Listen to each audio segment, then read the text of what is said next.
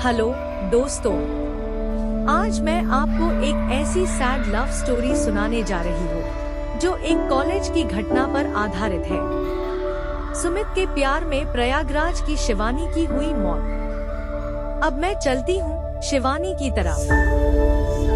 शिवानी प्रयागराज शहर के कर्नलगंज इलाके में रहती थी। उसका परिवार साधारण था, लेकिन परंपराओं और संस्कारों का बहुत ध्यान रखता था। शिवानी बचपन से ही पढ़ाई में बहुत अच्छी थी और उसके सपनों की दुनिया बहुत ही बड़ी थी। उसकी आंखों में हमेशा से ही जिज्ञासा और उम्मीद झलकती रहती थी। चाहत ऐसी थी मानो सपनों को एक नई उड़ान देना चाहती थी। सुमित वाराणसी शहर के भोजूबीर इलाके का रहने वाला लड़का था। वह भी पढ़ाई में तेज तर्राक और दूसरों की मदद करने वाला लड़का था। दोनों प्रयागराज के काली प्रसाद इंटर कॉलेज में पढ़ते थे और वे दोनों 12वीं की साइंस साइड से बायो वर्ग के स्टूडेंट थे। पहली बार दोनों की मुलाकात स्कूल की लाइब्रेरी में हुई। शिवानी किसी किताब की तलाश में थी और सुमित उसी किताब को अपने हाथ में लिए खड़ा था। उन दोनों की आंखें एक दूसरे से मिली और दोनों ने मुस्कुराते हुए एक दूसरे से बातचीत करना शुरू कर दिए। शिवानी शर्माते हुए पूछी, आप ये एक किताब पढ़ रहे हैं? सुमित ने मुस्कुराते हुए जवाब दिया, हाँ, ये मेरी फेवरेट किताब है। अगर तुम चाहो तो मैं तुम्हें इसके बारे में जानकारी साझा कर सकता हूँ। शिवानी ने अपनी स्वीकृति प्रदान कर दी और सुमित उसे किताब के दिए हुए शीर्षकों के बारे में बताना शुरू कर दिया। शीर्षक के विषय में अच्छी तरह से बताने पर शिवानी को लगा कि सुमित एक अच्छा और ब्रिलियंट लड़का है। धीरे धीरे उनकी दोस्ती गहरी होती चली गई। कॉलेज में भी दोनों अक्सर साथ में पढ़ाई करते, साथ में घूमते और अपने सपनों की बातें साझा करते। धीरे धीरे दोस्ती कब प्यार में बदल गई, उनको इस बात का पता ही नहीं चला। सुमित और शिवानी की मुलाकातें अब सिर्फ पढ़ाई तक सीमित नहीं थी। वे अक्सर शहर के पार्क में मिलते, बारिश में भीगते और एक दूसरे की बातें सुना करते थे। उनकी हंसी, मजाक और छोटे छोटे पल उन्हें बेहद खुश रखा करते थे। एक दिन सुमित ने शिवानी को कॉलेज के गार्डन में बुलाया और उसने थोड़ा शर्माते हुए धीरे से बोला, शिवानी, मुझे तुमसे कुछ कहना है। मैं तुमसे प्यार करता हूँ। शिवानी जैसे ही उसके मुख से ऐसी शब्द सुनी, वह बिल्कुल ही खुशी के झटके खा गई, क्योंकि वह भी इसी शब्द को सुमित के मुंह से सुनने का इंतजार कर रही थी। इस बात को सुनकर शिवानी की आंखों में खुशी के आंसू भर आए, क्योंकि शिवानी उसके बारे में कुछ ज्यादा ही ख्यालों में डूब गई थी। बस कभी अपने इस प्यार को सुमित के सामने इजहार करने से डरती थी। वह बड़ी खुशी से और मुस्कुराते हुए बोली, सुमित, मुझे भी तुमसे प्यार है, लेकिन क्या हमारा प्यार करना सही होगा?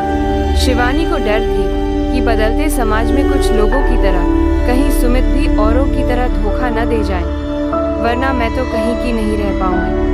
लेकिन सुमित के विश्वास और प्रेम से ऐसा सोच पाना बिल्कुल गलत था। दोनों ने सोचा कि प्यार में कोई बाधा नहीं होगी। अब दोनों एक दूसरे के प्यार के रंगों में भीग गए। बिना किसी डर के दोनों प्यार के राह में पागल पथिक की तरह चल दिए।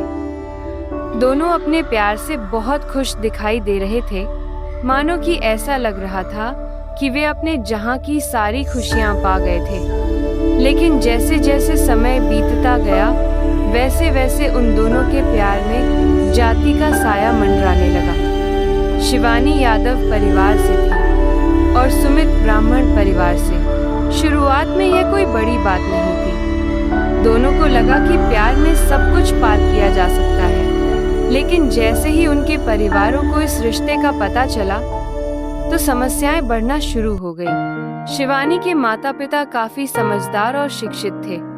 उन्होंने साफ शब्दों में कह दिया, हम तुम्हारे प्यार का सम्मान करते हैं, लेकिन हमारी सामाजिक परंपराओं और जाति के कारण यह रिश्ता आगे नहीं बढ़ पाएगा। लेकिन अगर तुम्हें लगता है कि लड़का सच में विश्वसनीय है और तुमसे सच्चा प्यार करता है, तो मैं तुम्हारी खुशी के लिए उससे बात करूंगा और शादी के लिए भी तैयार हो जाऊंगा।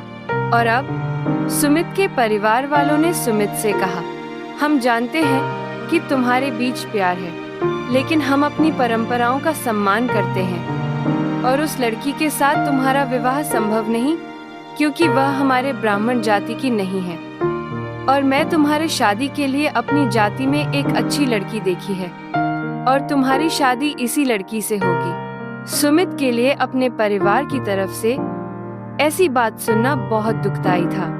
उसने कई बार कोशिश की कि परिवार को मनाया जाए, लेकिन उसके परिवार अपनी परंपराओं और विश्वास पर अडिग रहे। और फिर सुमित अपने परिवार के द्वारा पसंद की गई लड़की पर अपनी मंजूरी दे देता है कि लड़की मुझे पसंद है, और शिवानी के प्यार भरे सपनों को भुलाने लगता है। शिवानी अपने माता पिता के बातों से अपने प्यार के सपने में पंख लगाकर ख्यालों में पूरी तरह से डूब गई थी। दोनों शाम को पार्क में मिलने का फैसला करते हैं। शाम के समय सुमित और शिवानी शहर के पुराने पार्क में बैठे थे। बारिश धीरे धीरे गिर रही थी। सुमित ने थोड़ा उदासी दिखाते हुए शिवानी से कहा, शिवानी, शायद हमें अलग होना ही बेहतर है, क्योंकि मेरा परिवार इस रिश्ते के लिए खुश नहीं है। वे लोग प्यार से कहीं ज्यादा अपनी परंपराओं, जाति धर्म में विश्वास करना पसंद करते हैं। मैं नहीं चाहता कि हमारा प्यार तुम्हारे लिए दुहक बन जाए। सुमित के मुंह से ऐसी बातें सुनकर शिवानी का मन दुहकी हो गया और शिवानी के आंखों में आंसू आ गए, मानो कि उसके ऊपर एक बड़ा सा संकट के पहाड़ टूट पड़ा हो। शिवानी ने अपने मन को सांत्वना देते हुए और आंसू पोंछते हुए बोली, सुमित, मैं तुम्हारे बिना अपनी जिंदगी की कल्पना भी नहीं कर सकती। प्लीज छोड़ने वाली बात मत बोलो। मैं अपने परिवार को तुमसे शादी करने के लिए मना ली हूँ और मेरे मम्मी पापा तुमसे मिलना चाहते हैं। लेकिन सुमित ने उसकी एक तक नहीं सुना। बेचारी शिवानी अपनी प्यार के लिए गिड़गिड़ाती रही, हाथ जोड़ती रही, रोती रही, यहाँ तक कि उसके पैर भी पकड़ ली। लेकिन सुमित पर इन सभी का कोई प्रभाव नहीं पड़ा। सुमित अपने पैरों पर से उसके हाथ छुड़ाकर वहां से चल दिया। बेचारी शिवानी कुछ देर तक सदमे में चली गई थी। फिर शिवानी उसके चले जाने के बाद थोड़ी देर बाद उदास मन से शाम 7 बजे घर आई और अपने परिवार में किसी से कुछ बोले बगैर अपने कमरे में जाकर दरवाजा बंद कर ली। माँ के कई बार चिल्लाने पर भी शिवानी दरवाजा नहीं खोली और उस रात बिना कुछ खाए ही सो गई। सुबह 8 बजे जब सोकर उठी तो अपनी माँ को सारी बात बताई। शिवानी की माँ भी यह बात सुनकर दुखी हो गई थी, लेकिन शिवानी की माँ जानती थी कि इस समय शिवानी को ज्यादा प्रेम के बारे में अनाप शनाप नहीं बोलना है, नहीं तो गहरे तनाव में आकर गलत कदम उठा लेगी। अब शिवानी कॉलेज भी जाना बंद कर दी थी। वह हमेशा अपने दिल में अपने प्यार की यादों को जिंदा रखती थी। जब भी वह किसी को एक साथ पार्क में बैठे देखती तो उसे अपनी प्यार की यादें आ जाती थी। वह अपने प्यार को भूला नहीं पा रही थी। समय बीतता गया। धीरे धीरे शिवानी ने अपने परिवार की सहमति से आगे की पढ़ाई पर ध्यान देना शुरू कर दी, लेकिन सुमित से किए हुए प्यार की यादें उसे अंदर ही अंदर खाए जा रही थी। उधर सुमित अपने परिवार की तरफ से शादी के लिए चुनी गई लड़की से बातें करना और प्यार करना शुरू कर दिया था। वह नए लड़की के साथ पार्क में जाना, होटल में चाय पीने का लुत्फ उठा रहा था। वह पूरी तरह से शिवानी को भूल गया था, यहाँ तक कि शिवानी अब दूर तक उसकी यादों में नहीं रही। दोनों की जिंदगी अलग रास्तों पर चल गई। कभी कभी जब शिवानी अकेले में होती तो उसे अपने पुराने दिनों की याद आती, जैसे स्कूल की लाइब्रेरी, कॉलेज का गार्डन, बारिश की रातें और वो हंसी मजाक। ये सब उनके दिल में अमर हो गए थे। कुछ दिनों बाद शिवानी गंभीर रूप से बीमार हो गई। अब उसके दिमाग में एक ही शब्द बार बार आ रहा था, प्लीज मुझे मत छोड़ो, मैं मर जाऊंगी, मैं मर जाऊंगी। शिवानी के परिवार वाले शिवानी को लेकर हॉस्पिटल गए क्योंकि उसे पागलपन के दौरे पड़ने लगे थे। डॉक्टर ने बताया कि यह किसी बात को लेकर सदमे में चली गई और अपना मानसिक संतुलन खो बैठी है।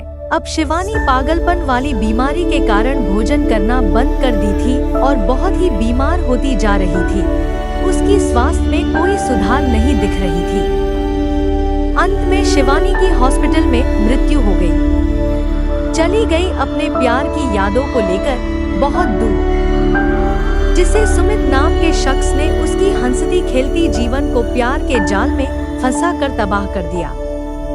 कुछ दिनों बाद शिवानी की मृत्यु की खबर सुमित को तब पता चला जब शिवानी एग्जाम के समय एग्जाम देने नहीं आई और सुमित उस समय थोड़ा सा दुखी हुआ, लेकिन उसके चेहरे पर शिवानी के दुनिया से चले जाने का कोई गम नहीं दिख रहा था।